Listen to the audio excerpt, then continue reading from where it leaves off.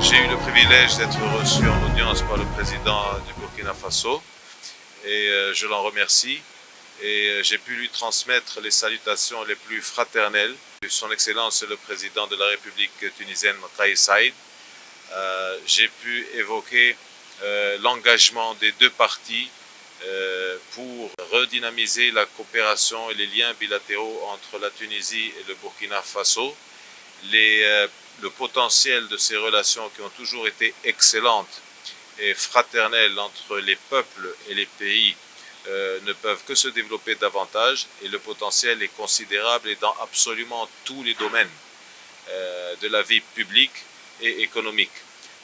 J'ai l'honneur de conduire la délégation tunisienne importante, ministérielle, mais également avec le président du patronat tunisien accompagné d'une délégation d'hommes d'affaires pour donner du concret à cette session et hisser nos rapports bilatéraux à un niveau supérieur.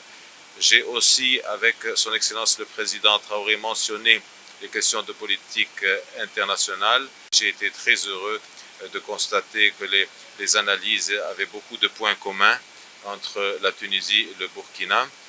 À côté de cela, nous avons parlé des questions bilatérales précises, notamment le rapatriement sanitaire et le développement de la coopération sanitaire, et les analyses que nous avons échangées concernant la question de la migration sont très similaires entre les deux pays, et nous allons coopérer davantage dans le futur sur cette question, notamment à travers les contacts directs avec mon cher frère le ministre Traoré aussi, avec qui nous avons établi, et j'ai eu une discussion très fructueuse ce matin.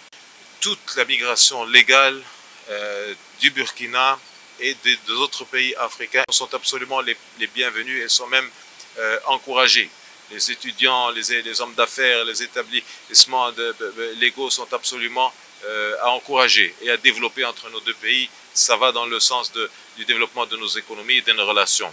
Pour la question de la migration illégale, ce sont des victimes de réseaux mafieux, et il faut absolument coordonner entre tous les pays concernés pour lutter contre ces mafieux, ces bandes mafieuses qui se nourrissent avec des sommes honteuses de la misère humaine. Et nous ne pouvons pas accepter que nos enfants, qu'ils soient burkinabés, qu'ils soient tunisiens ou d'autres nationalités africaines, soient les victimes de ces réseaux mafieux.